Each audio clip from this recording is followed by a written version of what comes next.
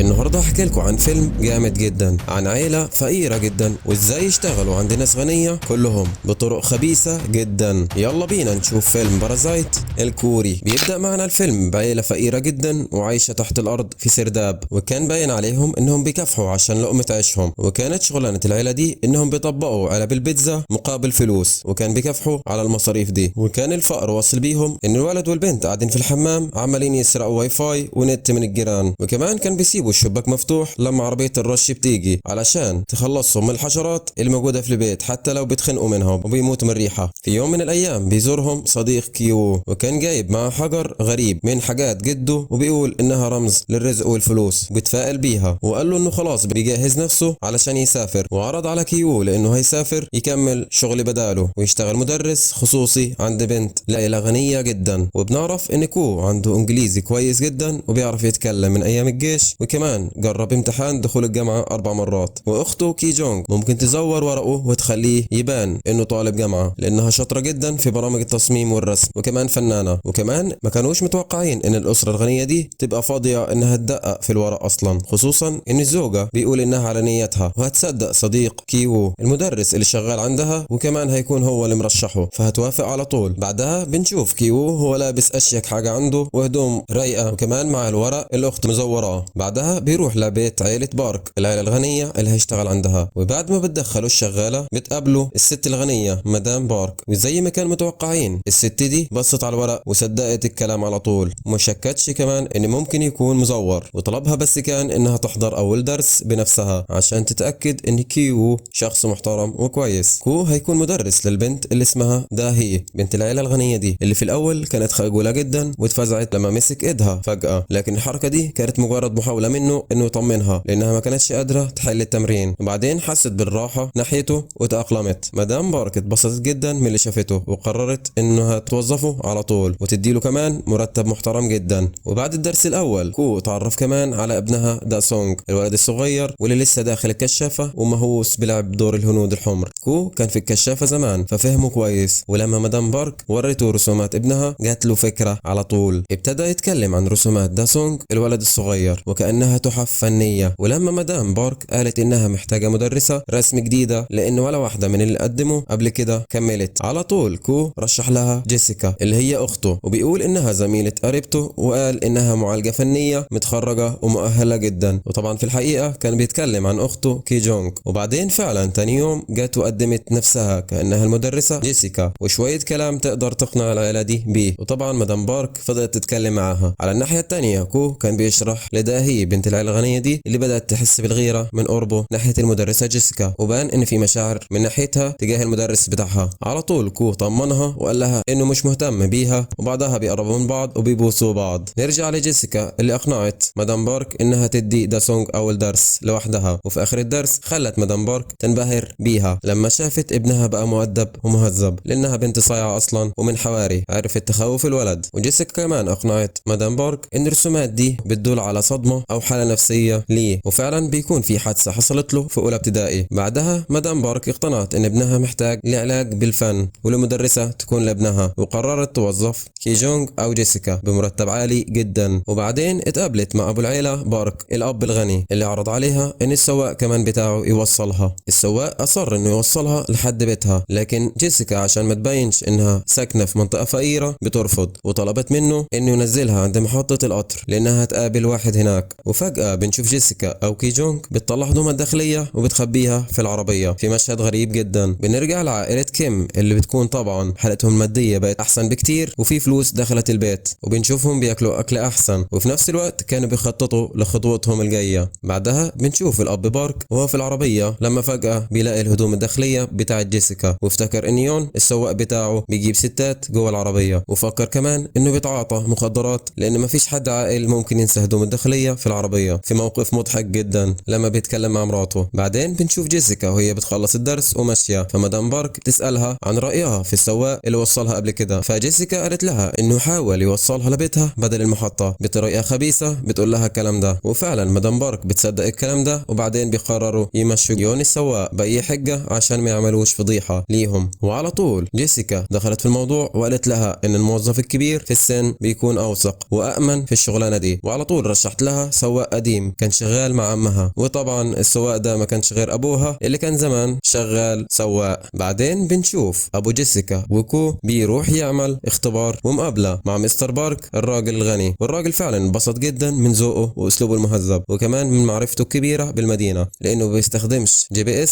وعارف الاماكن كلها. وكمان كانت سواقته هاديه جدا لدرجه ان الكوبايه كانت ثابته جدا وما وقعتش ولا نقطه، وعلى طول وظفه. طبعا العيله كلها اشتغلت ما عدا الام، ففكروا الخطه الجايه انهم يطيروا الشغاله بتاعه البيت عشان يجيبوا الام مكانها. وبنعرف ان الشغاله دي كانت شغاله من العيله اللي قبل عيله بارك وناصحه جدا. الابن كو عرف من داهي البنت اللي بيدرس لها ان الخوخ ممنوع في البيت لان الشغاله كان عندها حساسيه من الخوخ، فعلى طول هو واخته جيسيكا ابتدوا يرموا روائح الخوخ عليها من غير ما هي تاخد بالها وهي شغاله. وبسبب ده الشغاله بتروح تكشف عند دكتور عشان مش مصدقه ان عندها حساسيه وعايزه تتاكد. فعلى طول الاب كيم السواق كان موجود هناك كجزء من الخطه، وصور كمان صوره سيلفي وهو مخلي الشغاله وراه، وبعدين وراه لمدام بارك وقال لها انه سمعها بتقول ان عندها السل. وفعلا وهم في البيت الشغاله بتبتدي كح كتير جدا في البيت من الحساسيه بسبب الخوخ. بعدها بنشوف الاب كيم بيحط كاتشب على المنديل اللي رمته عشان يبان انه دم طلع منها. بعدها بنشوف فعلا مدام بارك وهي خايفه جدا من الموضوع ده، وان في مريضه هي اللي خلتها في البيت، وخلت كيم يوعدها انه ما يقولش لجوزها بارك. وبعدين طردتها فعلا وقالت لجوزها انها استقالت. بعدها بنشوف مستر بارك وهو متضايق ان مفيش حد بيطبخ ولا بينظف في البيت، فعلى طول كيم السواق بيدي له كارت بيقول له ان الشركه دي كبيره جدا ومحترمه وسمعتها كويسه وبيشغلوا موظفين وخدامين كويسين، وانه كان شغال معهم قبل كده. وكمان بيقول لمستر بارك انه ممكن يقول لمراته ان الفكره فكرته علشان يبان جامد قدام مراته. بعدين بنكتشف ان الشركه دي لا هي شركه ولا حاجه، وانها خدعه وخطه من عائله كيم، وان الرقم اللي كان موجود على الكارت هو خط عملته جيسيكا مخصوص. ولما مدام بارك اتصلت بيهم ردت عليها جيسيكا بصوت سكرتيره وابتدت تطلب اوراق رسميه وحاجات كتير كشروط للتشغيل. وبعدين بنشوف فعلا الام وهي توظفت كشغاله جديده عند عائله بارك، وبكده بيكون عائله كيم كلها جوا بيت بارك اشتغلوا عنده. لكن بنشوف الولد الصغير سونغ ذكي ولاحظ ان كلهم ريحتهم شبه بعض، فده قلق جدا عائله كيم. وبعدين فهموا ان المشكله مش بس في الصابون، ده ريحه الشقه بتاعتهم القديمه اللي لازقه فيهم. بعدين بنشوف عائله بارك وهم قرروا يطلعوا رحله تخييم وسابوا الشغاله هي اللي بترعى البيت. وطبعا اول ما مشيوا عائله كيم كلها جت ودخلت في البيت عشان يقعدوا ويحتلوا البيت، وطبعا راحوا كل الاوض وانتشروا في البيت كله واكلوا وشربوا في البيت كله. وكمان بنشوف كو وهو بيسرق المفكره بتاعه البنت علشان يقراها لانه ناوي يخطبها لما بتدخل جامعه. وبعدين بنشوفهم وهم قاعدين على العشاء بيتخيلوا حياتهم بتبقى ازاي لو كو اتجوز بنت العيله الغنيه دي. وفي الوقت ده كان في عاصفه بره البيت، وفجاه بنلاقي جرس الباب بيرن، وبتطلع انها الشغاله القديمه واللي قالت انها نسيت حاجه في البدروم يوم انطردت، وبعدها مشيت بسرعه. عائله كيم طبعا خلوها تدخل بس استخبوا، والشغاله هي اللي استقبلتها وخلتها تدخل. لكن بنشوف ان الشغاله القديمه اتاخرت تحت، فعلى طول الام كيم تنزل علشان تشوف في ايه، وفجاه بتلاقي الشغاله القديمه بتحاول تزق الدولاب وساعدتها فعلا. ولما حركوه اكتشفوا وراه باب، الباب ده كان بيوصل لقبو سري عمل المهندس اللي صمم البيت والمالك بتاع البيت القديم. فجاه بنلاقي القبو ده مستخبي فيه جوز الشغاله القديمه، وكان عايش فيه بقاله سنين مستخبي وهربان من الناس اللي بيطاردوه. ومراته الشغاله القديمه ساعدته انه يروح هناك بعد ما المالك القديم باع البيت وكان فاضي، ومن وقتها وهي بتنزل تديله اكل من ورا من غير ما العيله الجديده تعرف. وده اللي خلى مستر بارك زمان بيفتكر انها بتاكل كتير قوي. طبعا الشغاله كانت جايه النهارده عشان كانت عارفه ان عيله بارك مش موجوده، فكانت عايزه تكلم الام كيم لوحدها وتطلب منها انها تسمح لها ان جوزها يفضل عايش في القبو ده، وحتى كانت مستعده انها تدفع لها فلوس مقابل انها تديله اكل كل يوم. بس بنلاقي ان الام كيم ترفض الموضوع ده وطلعت موبايلها علشان تتصل بالشرطه. وفي اللحظه دي فجاه بنلاقي عائله كيم كلهم وقعوا من على السلالم وهم بيحاولوا يتجسسوا عليهم. على طول بنلاقي الشغاله الخبيثه ما ضيعتش وقت وصورتهم بالموبايل، وظهر في الفيديو وهم بينادوا على بعض بألقاب عائليه ما بينهم، وعرفت تمسك عليهم فيديو. وطبعا هي اللي بقت ماسكه الدنيا دلوقتي وبتهددهم وبتقول انها تفضحهم عند عائله بارك لو ما سمعوش الكلام. بعدين بنشوفهم فوق وهم قاعدين، بس عائله كيم كانوا رافعين ايديهم ومرميين على جنب، والشغاله وجوزها قاعدين بيستمتعوا بالبيت. وفضلت الشغاله كمان ترمي عليهم كلام وبتقول لهم انهم مبهدلين الاوض وخنازير، وبتقول ان لما عائله بارك كانت بتمشي كان بيطلع جوزها وبيقعدوا باحترام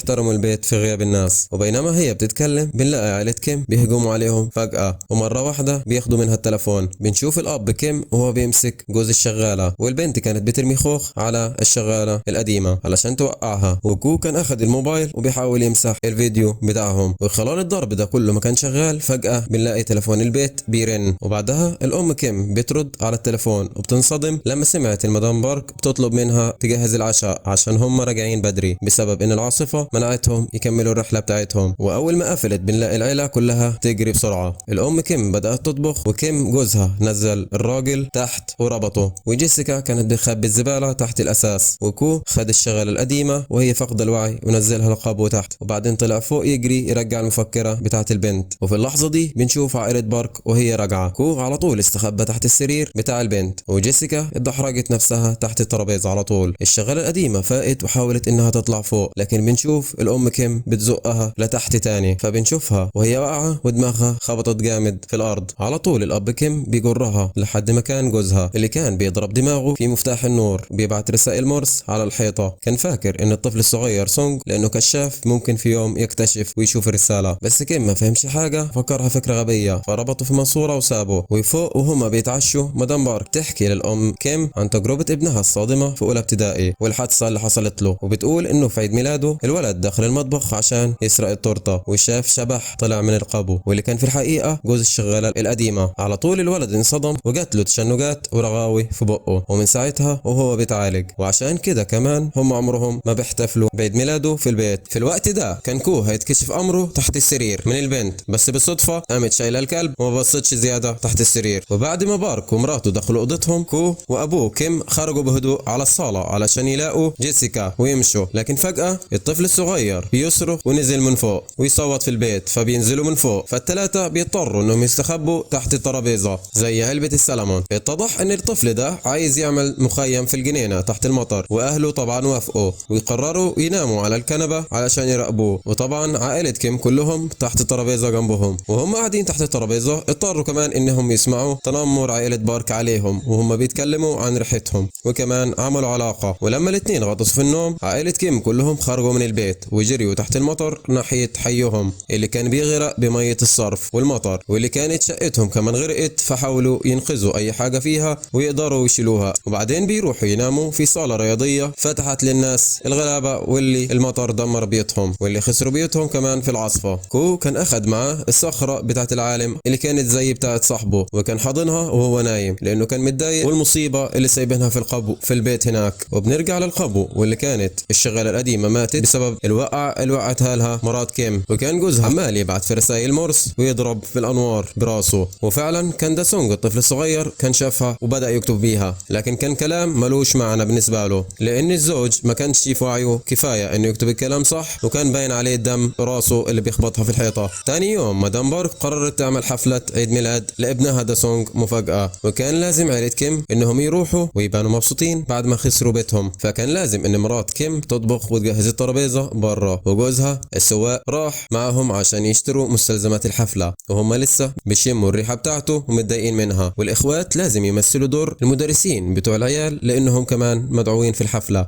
كضيوف مهمين جدا، فكان لازم على العيلة انها تنسى كل الهموم اللي هم فيها ويمثلوا انهم حالتهم كويسة ويعيشوا مع الناس دي. وفي خلال الحفلة كان مستر بارك والسواق كيم لبسوا لبس الهنود الحمر علشان كانوا مخططين يعملوا مشهد كامل للطفل سونج وينخذوا التورتة بتاعته. بعدها بنروح لكو اللي اخذ الصخرة بتاعته ونزل للقابو، وفجأة بنلاقي جوز الشغالة القديمة ورا كو بيهجم عليه بعد ما فك نفسه بطريقة ما. بعدها مسكوا من رقبته بالحبل ومنعوا انه يهرب، بعدها خبطوا بالصخرة على دماغه وقعوا واغمى عليه. بعدين طلع من القابو وخد سكينة من المطبخ وهو ماشي وبيجري على الجنينة اللي كانت فيها الحفلة، وفضل يجري زي المجنون عشان ينتقم لمراته، فراح على جيسيكا وطعنها بالسكينة. الطفل سونج اول ما شاف المنظر وقع وتشنج، وفي نفس الوقت البنت الغنية لقت الجثة بتاع معلمها كو حبيبها وشالته علشان تطلب المساعدة والنجدة. الاب كيم طبعا شاف المنظر وانصدم وجري ناحية بنته اللي بتموت وحاول يحط ايده على جرحها علشان يمنع النزيف. وبنشوف الام كيم بتهجم على جوز الشغالة القديمة وقتلته بالسيخ بتاع الشواية وموتته. خلال الضرب ده كله مستر بارك ما كانش مهتم وفارق مع اي حد من الشغالين دول بتوعه، كل اللي يهمه انه ياخد ابنه للمستشفى، علشان كده طلب من السواق كيم يوصله، لكن كيم بيرفض بيرفض انه يسيب عيلته وراه، فرمى المفاتيح ناحيته علشان يسوق بنفسه. المفاتيح وقعت في الجنينة، وفي نفس اللحظة فجأة بنلاقي جوز الشغالة القديمة بيقع فوقها. طبعا مستر بارك بروح يجري عليها عشان ياخدها، بس وهو في الموقف الموت والرعب بتاعه بنلاقيه بكل غرور بيغطي مناخيره علشان ما يستحملش الريحة بتاعة الجثة. بس في اللحظة دي بنلاقي كم انفجر غضب، ما قدرش يستحمل المنظر ده، وفجأة بيمسك السكينة وبيجري على مستر بارك علشان يقتله. وبعدها بنلاقيه هرب من المكان. بعدها بأسابيع بنلاقي كو فاق من عملية جراحية عملها في المخ بسبب الإصابة والحادثة اللي حصلت له والضربة اللي أخدها في دماغه، واللي سببت له حالة نفسية وهستيرية. بقى إنه بقى يضحك على كل اللي بيحصل له، حتى وهو بيكتشف إن أخته ماتت وأبوه مختفي، وإنه اتقبض عليه واتحاكم بتهمة النصب. لكن بسبب الحادثة اللي حصلت له اتحكم له بالبراءة، لأن كل اللي حصل له يعتبر دفاع عن النفس. كو موقفش ضحكه غير لما شاف تقرير إخباري مصور للبيت وهو فاضي، وهناك حس إن كل اللي بيحصل كان حقيقي ووقع عليه مرة واحدة وفاق من الصدمة. وبعدين هو وأمه ما يعرفوش مكان أبوه، لكن المحققين كانوا بيراقبوهم فترة طويلة متخيلين إنهم هيوصلوا لمكان أبوه. وبعد شهور لما الأخبار نسيت الموضوع ده والبوليس وقف مراقبتهم، كو طلع على الجبل وبص على بيت عائلة بارك اللي دلوقتي ساكنين فيه عائلة ألمانية اشترته من غير ما يعرف قصة بتاعته. وهناك اكتشف إن في حد بيستخدم نور البيت علشان بيبعت رسائل مورس، واللي طلع إنه كان أبوه اللي طول الوقت ده مستخبي في لقبه، ودفن جوز الشغالة في الجنينة وعايش باللي بياخده من المطبخ كل ليلة. كمان بيبعت رسائل مورس دي كل يوم في أمل إن ابنه يشوفها في يوم ويكتشف أمره. وفي النهاية بيرجع كو لشقته القديمة اللي عايش فيها مع أمه، وبيكتب جواب لأبوه وعده فيه إنه يشتغل بجد ويجمع فلوس كفاية علشان يشتري البيت في يوم من الأيام ويعيشوا سوا تاني. وبس دي كانت نهاية الفيلم بارازايت الكوري. اتمنى يكون عجبكم، ما تنسوش اللايك والاشتراك لقناة يلا أفلام. سلام.